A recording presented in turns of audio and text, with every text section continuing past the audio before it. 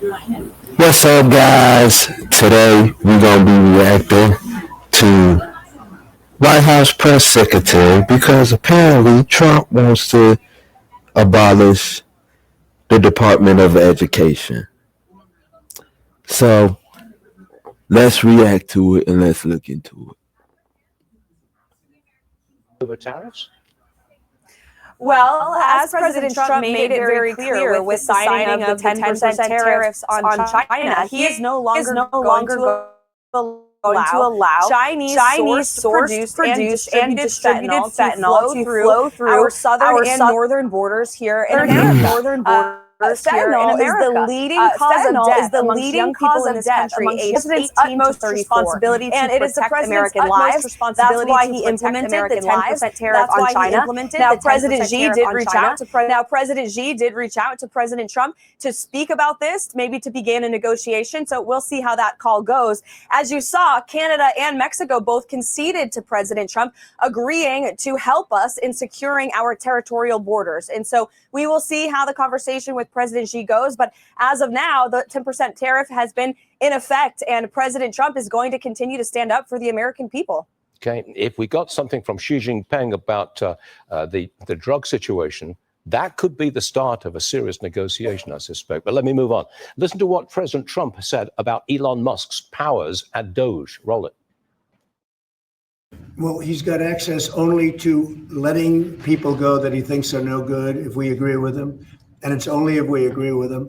He's a very talented guy from the standpoint of management and costs, but they're finding tremendous amounts of really bad things, bad spending. Elon can't do and won't do anything without our approval. Carolyn, Musk has access to the payment system and U.S. aid. What bad things has he found? Well, first of all, let me say, Stu, I think it's quite comical how fascinated the legacy media is with Elon Musk working on behalf of President Trump. This is what President Trump campaigned on. Elon Musk is a highly respected, once-in-a-generation business leader who is volunteering his time to help make our federal government more efficient. And President Trump talked about that on the campaign trail. The American people elected President Trump to do exactly what Elon Musk is helping President Trump do. And when it comes to U.S. aid, Elon Musk and his team have found egregious spending, federal tax dollars being wasted on things like transgender comic books in foreign countries. Tens of thousands of dollars, millions of dollars going out the door every year on things that do not align with our priorities here in the United States of America. And so that's been President Trump's main goal since day one, ensuring that every penny that goes out from Washington, D.C.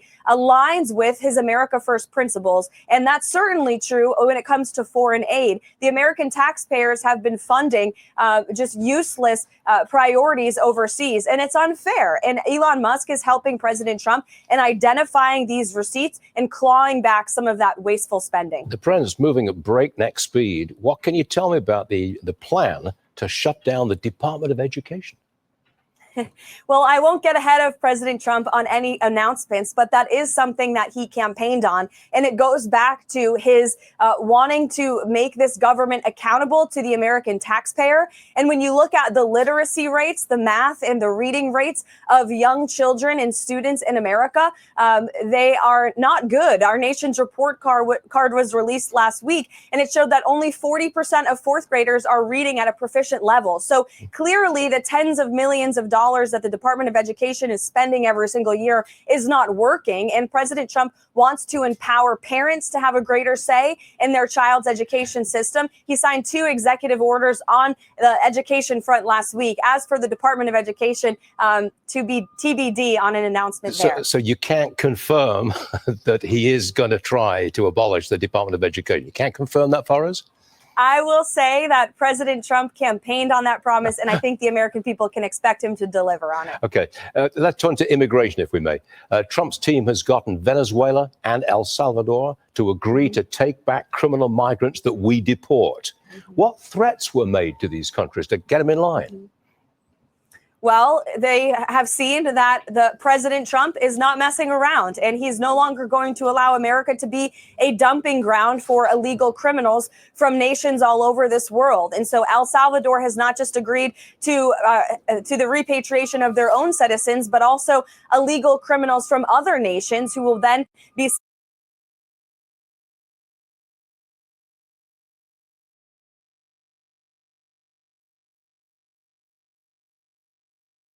sent to their prisons. Venezuela as well has agreed to repatriation flights, and Colombia also agreed to cooperate with the repatriation of illegal Colombian nationals that we have found in the interior of our country. And I can also confirm that today, the first flights from the United States to Guantanamo Bay with illegal migrants are underway. And so President Trump, Pete Hegseth, and Kristi Noem are already delivering on this promise to utilize that capacity at Gitmo for illegal criminals who have broken our nation's immigration laws and then have further committed heinous crimes against lawful American citizens here at home. Quick comment. New Jersey's Governor Phil Murphy said he had an illegal migrant living in his home. He's since walked that back, but he tried to challenge the administration. What do you make of that? Very interesting comment. I will say that this administration will hold Democrat governors and leaders across the country accountable if they break the law, if they harbor illegal aliens, or if they are not abiding by the federal immigration laws. This administration is focused on enforcing those laws, and we will ramp up prosecutions of those who are not abiding by our nation's immigration laws. You are one of the busiest people in America these days, and we thank you for taking time out to be with us this morning. Caroline Levitt, thank you very much indeed. Sure.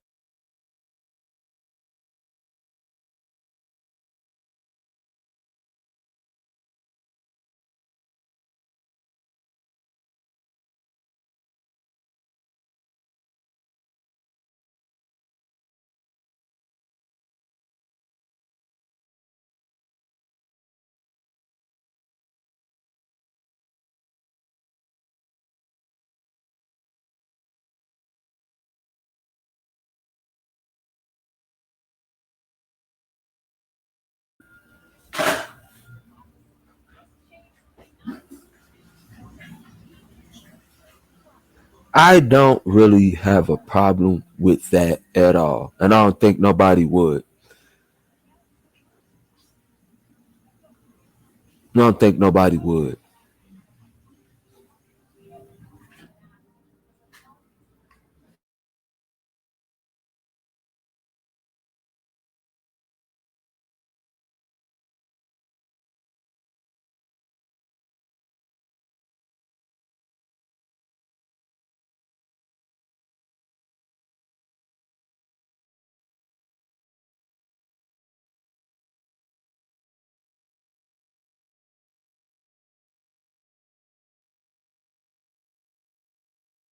He intends to close the Federal Department of Education. The president says education policy would be put entirely in the hands of the states. Eyewitness News reporter Leticia Juarez tells you how California is responding. Upheaval and uncertainty grip the Department of Education as President Trump follows through on his pledge to dismantle the agency that millions of Americans rely on. I believe strongly in school choice, but in addition to that, I want the states to run schools. President Trump has nominated Linda McMahon as Secretary of Education, tasking her with scaling down the department responsible for promoting student achievement, ensuring equal access, and overseeing key federal programs. For the 2025 fiscal year, the U.S. Department of Education has a $103 billion budget. About $69 billion, roughly 67%, goes to federal student aid, which helps students pay for college or career training. If you don't have the U.S. Department of Education, then there'd be questions about how that financial aid would be taken care of. Something like Head Start, that's a federal program as well.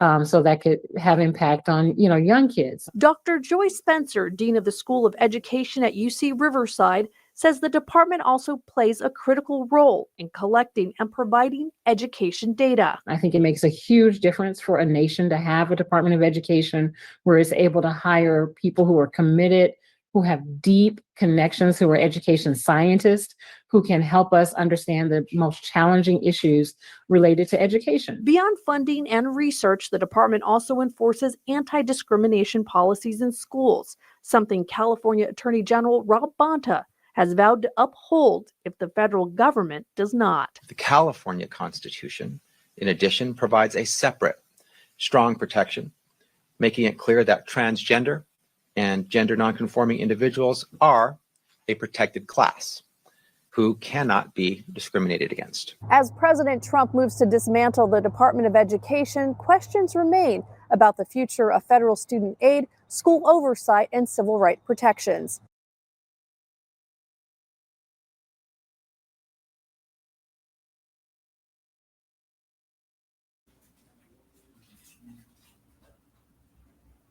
Why is that a problem? I don't know.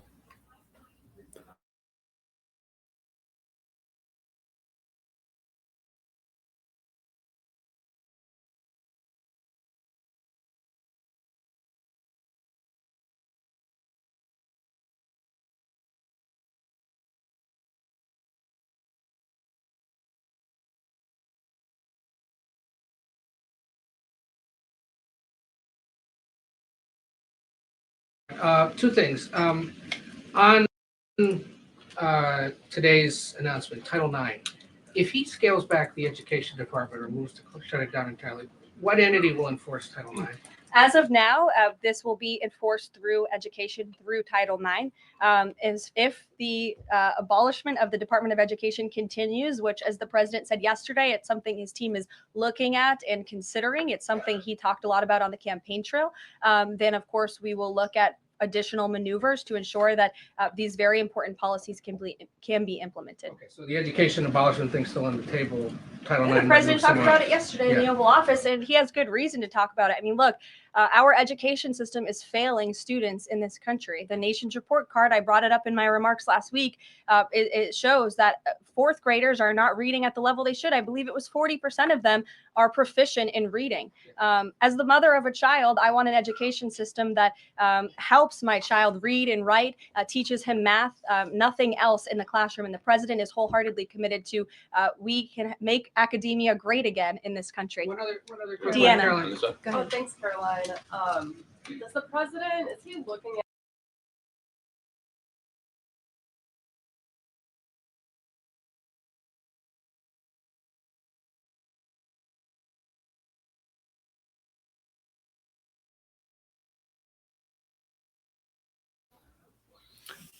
I mean, I really don't see a problem with that at all. Like they said, the states can turn around and fund their own schools. So here's the thing on the federal Department of Ed. It's been a discussion point and a priority for our party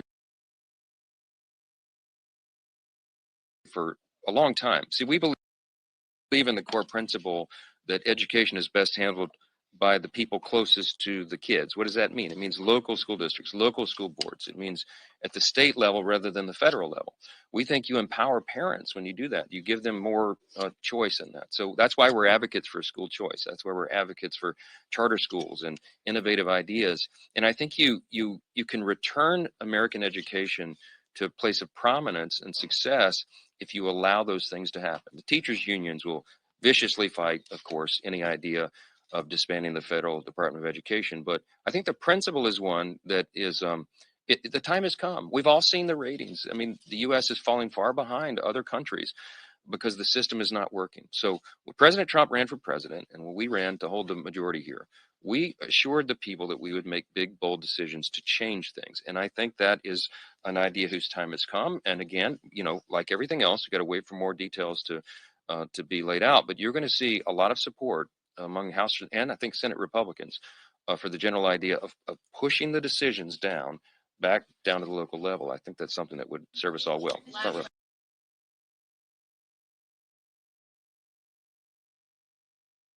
And honestly, I bet you Democrats would agree that that students are not at the reading levels that they should be. But the answer is to invest more into the Department of Education, which is not really no real solution. Fight, of course, any idea of disbanding the federal Department of Education, but I think the principle is one that is the time has come. We've all seen the ratings. I mean, the U.S. is falling far behind other countries because the system is not working.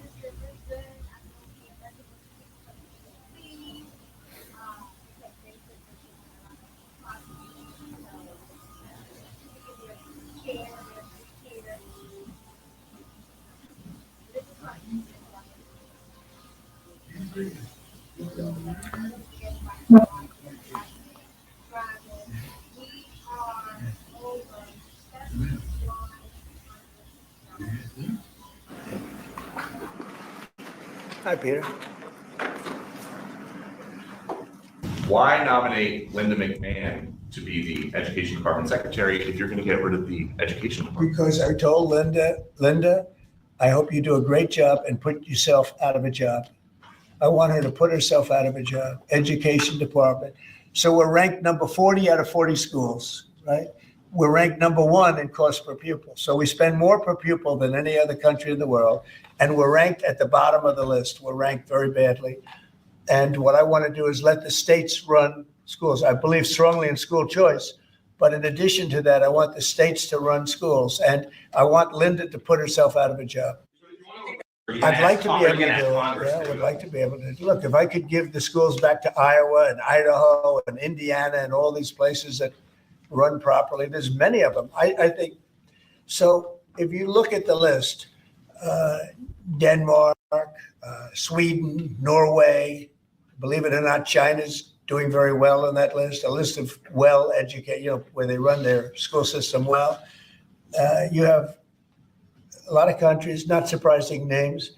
I think that if you moved our schools into some of these states that are really well-run states, they would be as good as Denmark and Norway and Sweden and some of the other states. That with an executive order, sir, or do you need to work with Congress? Well, there are some people that say I could. I think I'd work with Congress. I think we'd have to work with the teachers union because the teachers union is the only one that's opposed to it. Nobody else would want to hold them back. Look, we have to tell the teachers union, we're rated last in the world in education of the top 40. UN, in light of the wild disparities in levels of funding among different countries.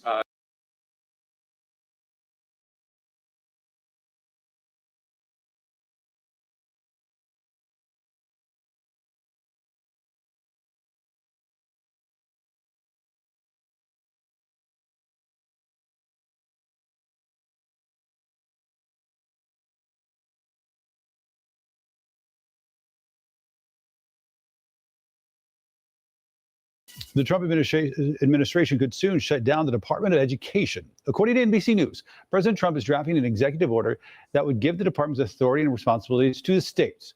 Legally, the president cannot single-handedly abolish federal agencies created by Congress. Lawsuits are expected to be filed in response.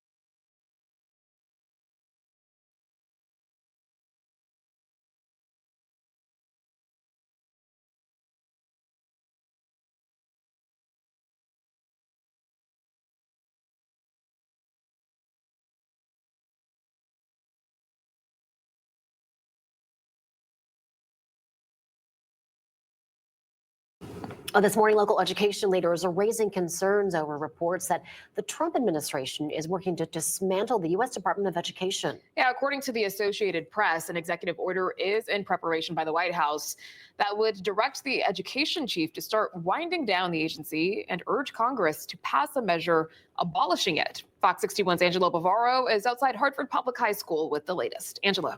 The Connecticut Education Association is calling that executive order by President Trump, as well as another order signed recently that would expand school choice, a direct threat to public schools, students, and communities across the country. These moves, though, coming as no surprise. President Trump campaigned on this issue and is now wasting no time taking those steps towards his goal. He's currently directing his administration to slash spending while pressuring employees to quit. However, his power is limited, as shutting down the U.S. Department of Education would require an act of Congress. The president was asked why he would appoint Linda McMahon as Secretary of Education if he ultimately wants to get rid of the department. Take a listen. Because I told Linda, I hope you do a great job and put yourself out of a job. And what I want to do is let the states run schools. I believe strongly in school choice. Connecticut Education Association President Kate Diaz sees things very differently. In a statement, she wrote, quote, eliminating the U.S. Department of Education would strip away critical federal funding and oversight that protects students' rights, supports special education services, and help our most vulnerable children succeed, all while further deepening education inequities. We've also got some more background here regarding the federal role in education. Education in the U.S. is primarily a state and local responsibility. According to the U.S. Department of Education website, about 92% of funds for elementary and secondary education come from non-federal sources. The federal government contributes about 8%. That includes funds from other federal agencies like the Department of Health and Human Services Head Start program and the Department of Agriculture's school lunch program. The big question now is how far can President Trump go in this mission? If that's the case, why not put it to the states then?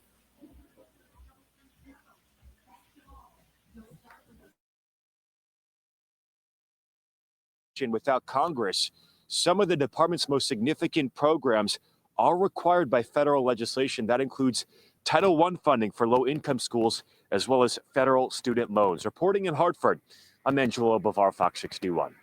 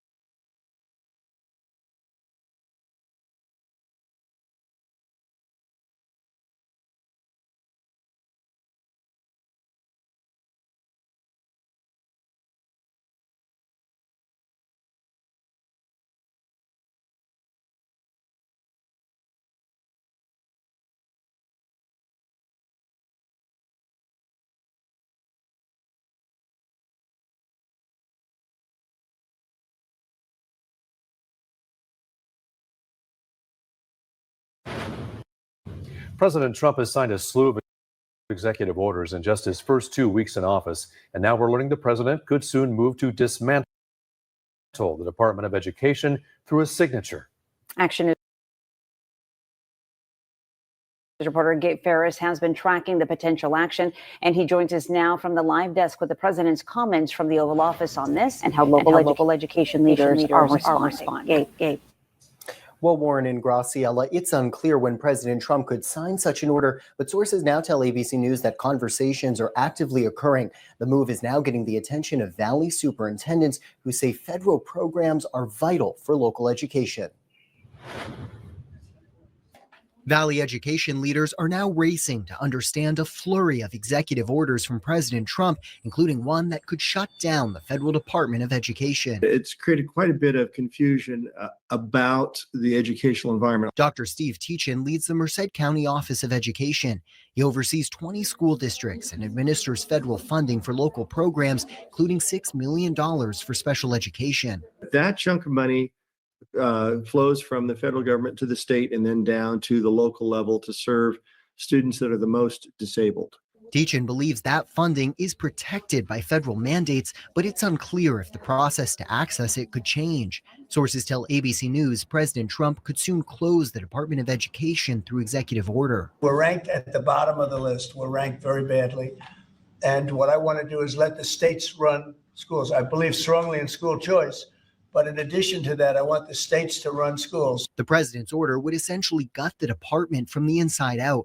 It would require the Secretary of Education to submit a proposal for dismantling their very department. The Secretary of Education, however, could never put that plan into effect, and neither could the president. They can come up with all the plans they want, but they're meaningless. Congress would have to act on that plan. Fresno State political science professor Tom Holyoke believes the secretary's plan would fall short. A White House reporter pressing the president about the feasibility in the Oval Office. Do you think that's something you can do with an executive order? I'd like to be able to do it. Yeah, I would like to be able to. Look, if I could give the schools back to Iowa and Idaho and Indiana and all these places that run properly. The president has long campaigned on reforming education, giving more control to state and county departments. Teachin says they're already in charge. States already control the education. They already set the guidelines for curriculum. That's all state level law. That's not federal law. And tonight, the Fresno County Superintendent of Schools tells me that she is closely monitoring these reports. She calls federal funding essential for local programs and says it makes up 17% of the office's budget. At the Live Desk, I'm Gabe Ferris, ABC 30 Action News. Hey, Central California, stay up to date with all the latest news and weather. Don't forget to hit that like button and subscribe to ABC 30 Action News.